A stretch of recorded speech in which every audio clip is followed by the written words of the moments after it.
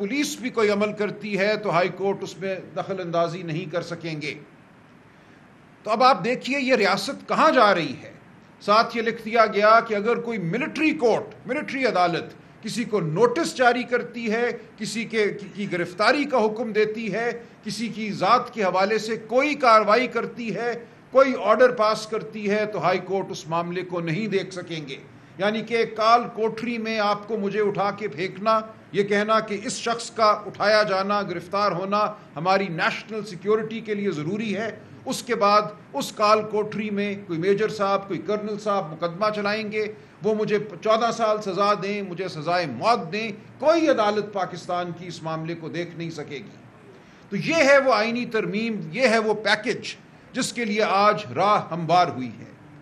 آئینی عدالت کی بھی کچھ بات کر لیتے ہیں۔ یہ آئینی عدالت کیا ہے؟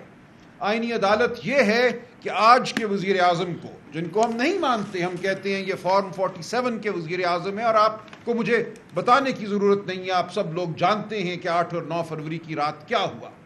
اس وزیر اعظم کی ایما سے ایک فرد واحد کی ثوابدید کی بنیاد پر ایک چیف جسٹس لگایا جائے گا اس نئی عدالت کا۔ اس نئی عدالت میں ریٹائرمنٹ کی عمر 68 سال رکھی جا رہی ہے۔ بالکل نظر آتا ہے کہ منصوبہ کیا ہے، کس کو یہ چیف جسٹس لگانا چاہتے ہیں، لیکن کسی کو بھی لگائیں، وہ ایک فرد واحد کی ثوابدید پر ایک شخص ہوگا جس کو آپ آئینی عدالت کا چیف جسٹس مقرر کریں گے، اور پھر وہ شخص باقی تمام جو جج ہیں ان کا تقرر کرے گا۔ تو بالکل ایک کٹ پتلی عدالت، ایک ایسی عدالت جو تابعدار ہوگی، یہ قائم کی جا رہی ہے، اور اس عدالت کو تمام وہ اختیارات دیے جا رہے ہیں آئینی جو اس وقت سپریم کورٹ آف پاکستان کو حاصل ہیں۔ سپریم کورٹ آف پاکستان ایک ثانوی عدالت کے طور پہ قائم رہے گی، ایک ڈھانچے کے طور پہ قائم رہے گی، لیکن اس کی روح، اس کی جو اصل طاقت ہے وہ چھین لی جائے گی، بنیادی حقوق کے حوالے سے، تمام جو آئینی عمل ہے اس کے حوالے سے۔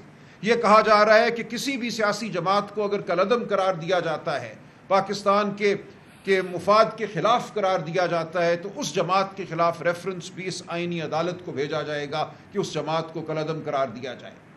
تو یہ ہیں منصوبہ سازوں کے۔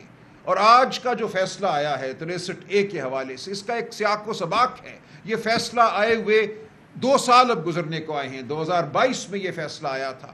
2022 کے بعد اس کو اٹھا کر آج نظر ثانی کے لیے مقرر کرنا اور 2-3 دن کی ایک ہیئرنگ کرنا، جس کے حوالے سے سپریم کورٹ کے معزز جج صاحبان کے زبردست اور گہرے تحفظات تھے کہ بینچ کس طرح بنا، کس طرح یہ کارروائی ہوئی، ان تمام تحفظات کو پس پشت ڈالتے ہوئے 3 دن میں ایک فیصلہ دے دیا گیا۔ اور اس وقت یہ فیصلہ دیا گیا جب طالع آزما، جب مقتدر حلقے چاہتے تھے کہ راہ ہموار ہو۔ ایک دفعہ وہ پسپائی دیکھ چکے، ہمارے غیور MNAs اور سینیٹرز نے ان کا ساتھ نہیں دیا، ہم اب بھی امید رکھتے ہیں کہ ان کا ساتھ نہیں دیں گے، اس کالی ترمیم کو پاس نہیں ہونے دیں گے۔ ہم مولانا فضل الرحمان صاحب کا بھی بہت شکریہ ادا کرتے ہیں، انہوں نے یہ نہیں ہونے دیا، وہ ثابت قدم رہے۔ آج ہر سینیٹر، ہر MNA کو میں کہتا ہوں، وہ PTI کا ہو، وہ JUI کا ہو، وہ PMLN کا ہو، وہ پیپلز پارٹی کا ہو، تاریخ کا آپ سے تقاضا ہے، ضمیر کا آپ سے تقاضا ہے کہ اس کالی آئینی ترمیم کا ساتھ نہ دیجیے۔ پاکستان کے عوام کی حرمت قائم رہنے دیجیے، آئین کی حرمت قائم رہنے دیجیے، آدمیت کی حرمت اس ملک میں قائم رہنے دیجیے۔ اگر آپ اس ترمیم کا ساتھ دیتے ہیں، آپ آنے والی نسلوں کی نظروں میں معتوب ٹھہریں گے، آپ نسلوں کے مجرم ٹھہریں گے۔ مجھے یہ کہنے میں ذرا بھی کوئی تامل نہیں ہے۔ یہ ایک جرم ہے جو ہونے جا رہا ہے انسانیت کے خلاف، پاکستان کے خلاف، پاکستان کے آئین کے خلاف۔ اس جرم کا حصہ نہ بنیے، اس جرم کو روکیے۔ میں آپ سب سے اپیل کرتا ہوں جو میڈیا کے دوست ہیں، اور آپ کے ذریعے پورے پاکستان سے اپیل کرتا ہوں کہ اب نکلو۔ اب نہیں نکلو گے تو کب نکلو گے؟ یہ وہ لمحہ ہے جو ہماری زندگیوں میں آیا ہے، ہماری تمام زندگی میں سمجھتا ہوں چلتے چلتے اس لمحے آ کر آج رک گئی ہے۔ آج ہمیں فیصلہ کرنا ہے ہم کہاں کھڑے ہیں، ہمارا ضمیر ہمیں کیا کہتا ہے، کیا کوئی ضمیر ہے بھی ہمارا یا نہیں ہے۔ ہم نے آج تک جو کچھ زندگی سے کھٹ پایا، ہمارا علم، ہماری دانش، ہماری فکر، وہ آج ہمیں کہاں لا کر کھڑا کرتی ہے؟ ہم کس طرف کھڑے ہوں گے؟ تاریکی کی جانب کھڑے ہوں گے یا روشنی کی جانب کھڑے ہوں گے؟ فرق بالکل واضح ہے، اس میں کوئی آج ابہام نہیں ہے۔ آج وہ لوگ ہیں جو اپنی کسی چھوٹی چھوٹی منفعت کی خاطر پاکستان کے آئین کو پامال کرنا چاہتے ہیں۔ حکومت، وزارت عظمیٰ، یہ کیا چیزیں ہیں؟ یہ کچھ بھی نہیں ہیں۔